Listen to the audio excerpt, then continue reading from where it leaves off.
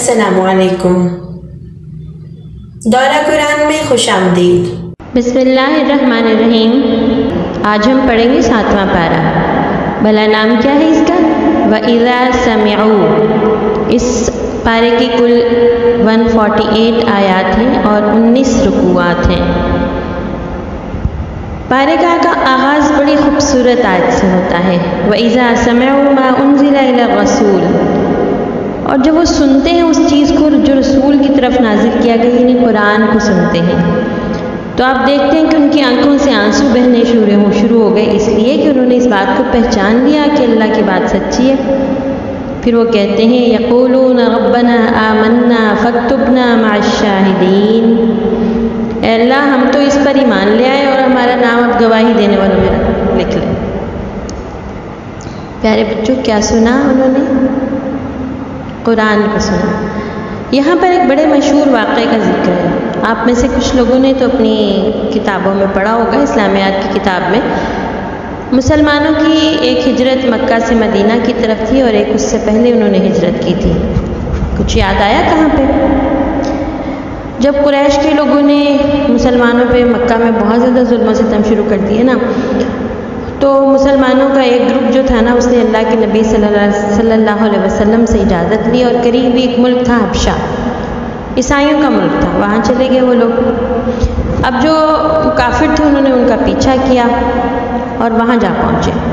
حبشہ کا بادشاہ تھا نجاشی، وہ تھا تو عیسائی لیکن اچھا شخص تھا، اللہ تعالیٰ نے یہاں پر اس کی تعریف بھی کی ہے۔ نجاشی نے مسلمانوں کو بھی بلا لیا اور کافروں کو بھی، اور ان سے کچھ سوال کیے۔ تو مسلمانوں کے جو نمائندے تھے حضرت جعفر، انہوں نے نجاشی کے سوالوں کے جواب میں نا سورہ مریم پڑھ کے سنائی۔ آپ کو پتہ ہے نا، جو عیسائی ہیں وہ حضرت عیسیٰ علیہ السلام پر ایمان لاتے ہیں۔ تو نجاشی اور اس کے ساتھیوں نے جب قرآن پاک کو سنا تو ان کی آنکھوں جو ہے نا ان پہ رقت طاری ہو گئی، ان کے دل نرم ہو گئے، ان کی آنکھوں میں آنسو آ گئے اور اللہ کے کلام سے متاثر ہو کر انہوں نے اسلام قبول کر لیا۔ پیارے بچوں، دیکھیے اللہ کی قدرت۔ کافر تو مسلمانوں کے پیچھے گئے تھے کہ وہ عیسائی بھی مسلمانوں کے دشمن ہیں اور وہ انہیں ہمارے حوالے کر دیں گے پکڑ کے، اور اللہ کا کام کرنا کیا ہوا کہ نہ صرف یہ کہ نجاشی اور اس کے ساتھیوں نے اسلام قبول کر لیا، بلکہ مسلمانوں کو اپنے ہاں سرکاری مہمان کے طور پر ٹھہرایا، ان کی بڑی عزت اور تکریم کی۔ تو اس طرح اللہ تعالیٰ نا بعض اوقات کافروں کی چالوں کو انہی کے اوپر پلٹ دیتا ہے۔ تو چلتے لگے ہاتھ ہم یہ بھی دیکھتے ہیں کہ قرآن کی تلاوت کے اثرات ہوتے ہی ایسے ہیں۔ آپ کو یاد ہوگا حضرت عمر تو ننگی تلوار لے کر نکلے تھے کہ آج میں نعوذ باللہ محمد کا کام تمام کرتا ہوں، اور اپنی بہن کے گھر جب قرآن کی آواز سنی تو کیسا دل نرم ہوا۔ تو پیارے بچوں، قرآن جو ہے وہ دل پر اثر کرتا ہے، اس طرح کے دل نرم ہو جاتے ہیں، آنکھوں میں آنسو آ جاتے ہیں۔ کیوں بھلا؟ اس لیے کہ اس دل کو اللہ نے بنایا ہے، اس لیے ہے کہ وہ سچی بات کو پہچانتا ہے۔ اللہ نے بنایا نا اس دل کو، اور اس دل میں اللہ تعالیٰ رہتے ہیں۔ اور پھر یہ کیسے ہو سکتا ہے کہ دل سچی بات کو اور اللہ کی بات کو نہ پہچانے؟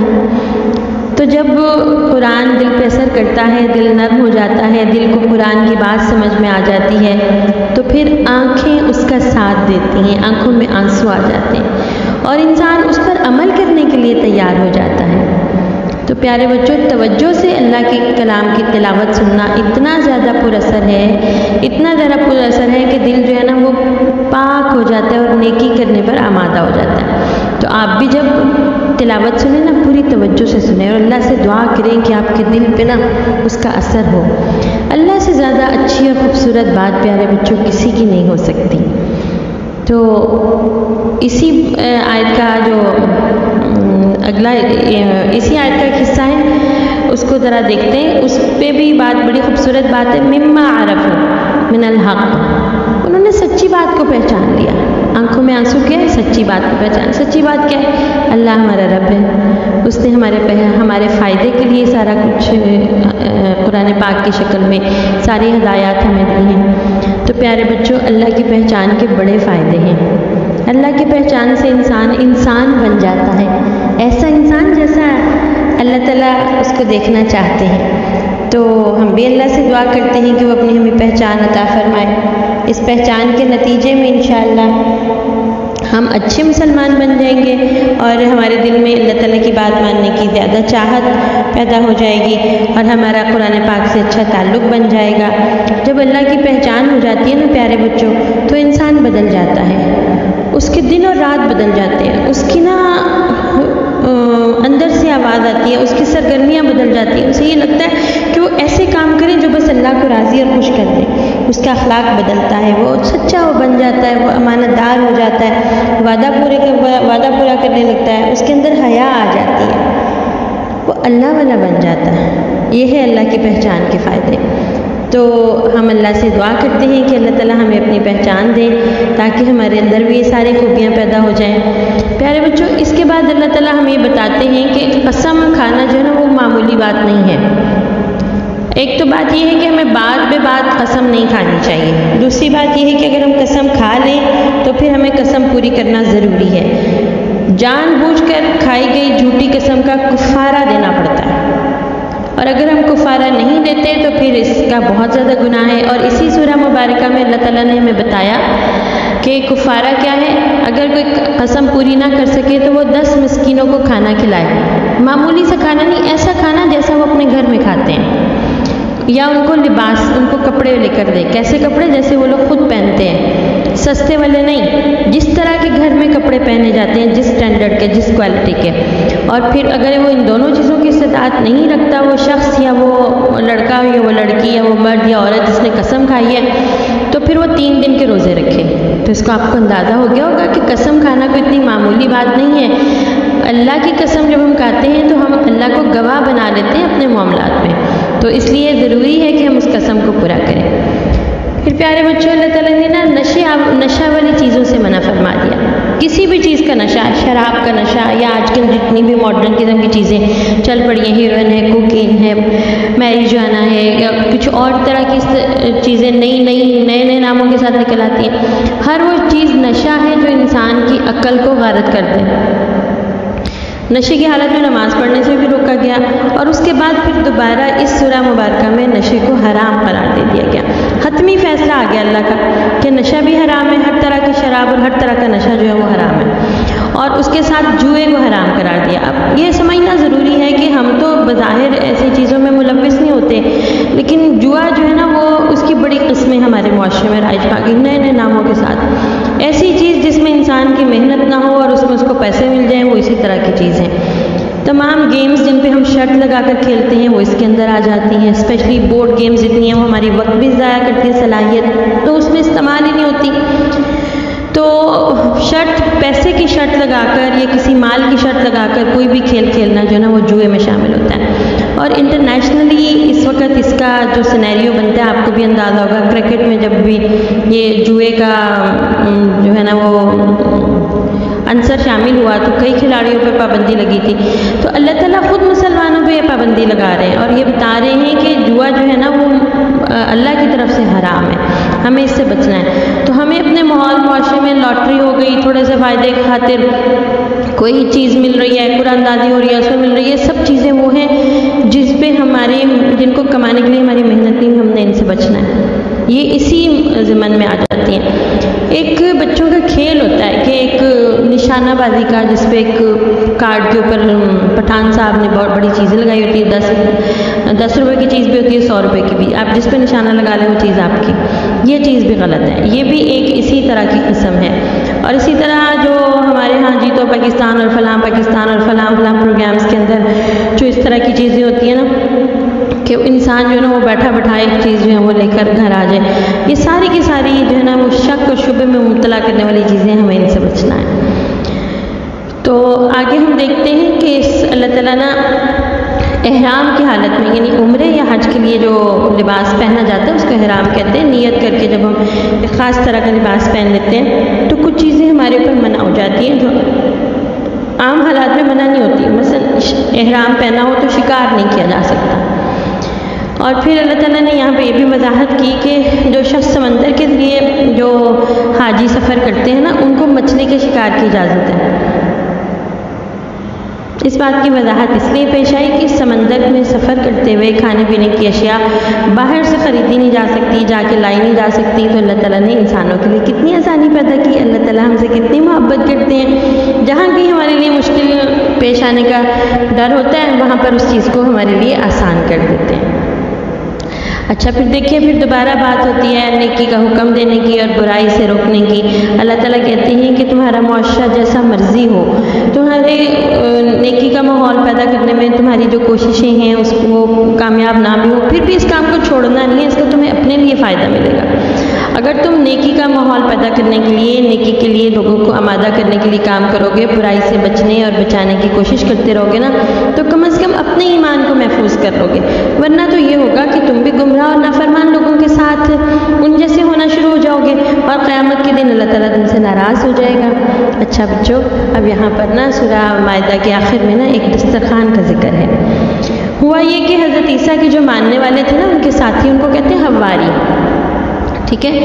حضرت عیسیٰ علیہ السلام کے جو حواری تھے نا، ان کے اوپر ایمان لانے والے لوگ، تو انہوں نے حضرت عیسیٰ سے ایک فرمائش کی اور کہا کہ عیسیٰ اپنے رب سے کہیں کہ ہمیں نا جنت کے کھانے کھلائے، تو ہمارے لیے ایک دسترخوان اتارے جس میں جنت کے کھانے ہوں۔ تو اللہ تعالیٰ نے ان کی بات مان تو لی، لیکن دیکھیں جب کوئی ایسا معجزہ اللہ تعالیٰ عطا کرتے ہیں نا، تو پھر اس کے بہت سخت شرائط بھی ہوتی ہیں۔ اللہ تعالیٰ نے ایک دسترخوان اتارا جس میں کئی قسم کے جنتی کھانے تھے، ساتھ یہ شرط لگائی کہ خیانت نہیں کرنی، بچا کے نہیں رکھنا اور بددیانتی نہیں کرنی، لیکن انہوں نے سب کیا، انہوں نے اس میں خیانت کی، بچا کے رکھا، جوڑ کے رکھا، ذخیرہ اندوزی کی، پھر اللہ نے ان کو اتنی سخت سزا دی کہ انہیں بندر اور سور بنا دیا۔ بچوں، اس سے یہ پتہ چلتا ہے کہ کسی بھی نبی سے جب کوئی معجزہ طلب کیا جاتا ہے، اگر وہ معجزہ واقع ہو جائے تو اس کے بعد اللہ تعالیٰ 100% فرمانبرداری کی شرط لگاتے ہیں، اس کے بعد پھر کوئی کمی بیشی نہیں ہو سکتی، ورنہ بہت سخت سزا اس دنیا میں بھی اور آخرت کے دن۔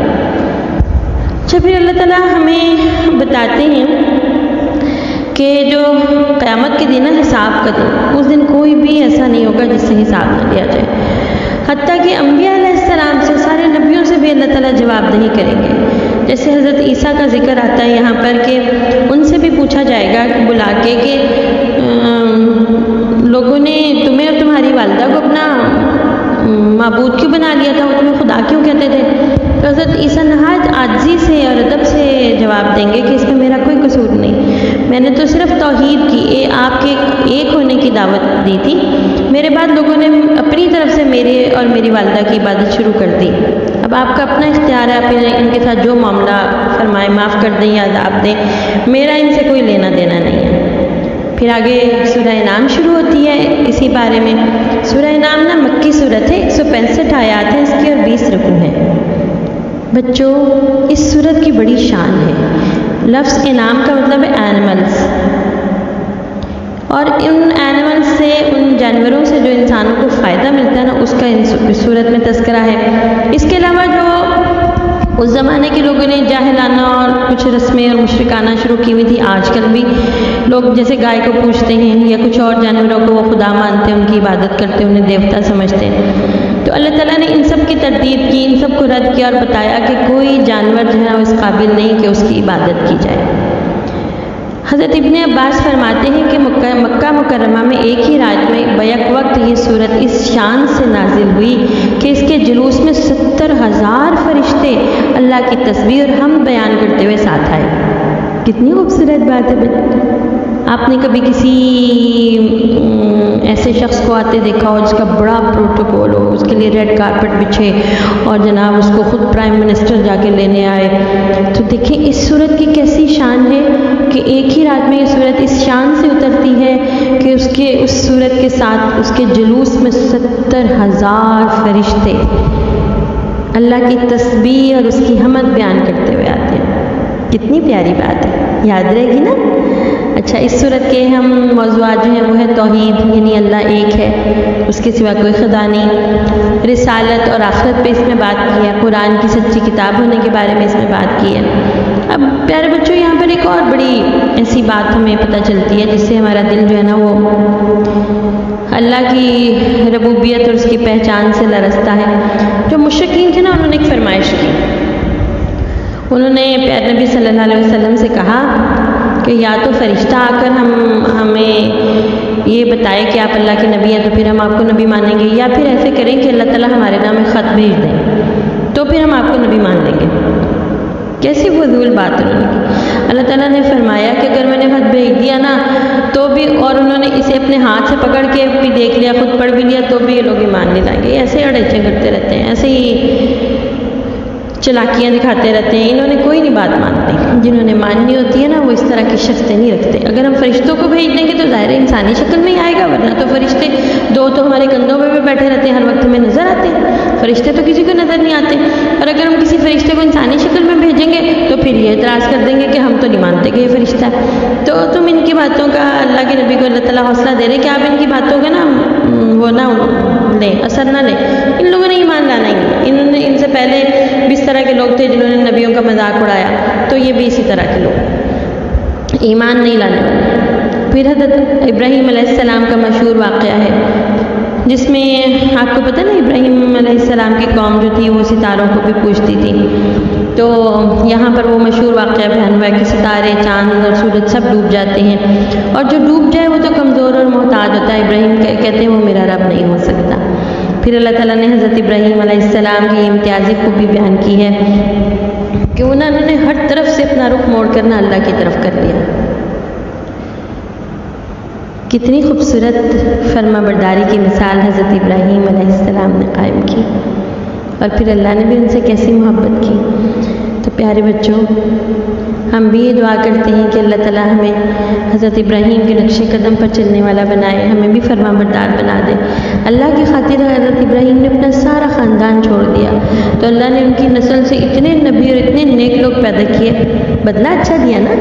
پھر یہ کہا، یہ اللہ تعالیٰ ہمیں اس بارے میں بتاتے ہیں کہ قرآن کو پڑھ کے جو بھی اس پہ عمل کرے گا اس کی زندگی برکتوں سے مالا مال ہو جائے گی۔ تو پھر ہمیں کیا کرنا ہے؟ قرآن کو شوق سے سیکھنا ہے، اللہ کو اس کی نشانیوں سے اور اس کی صفات کے ذریعے پہچان کر اس سے دوستی کرنی ہے، اور اس دوستی کی گواہی بھی دینی ہے، اللہ کے ایک ہونے کی گواہی بھی دینی ہے۔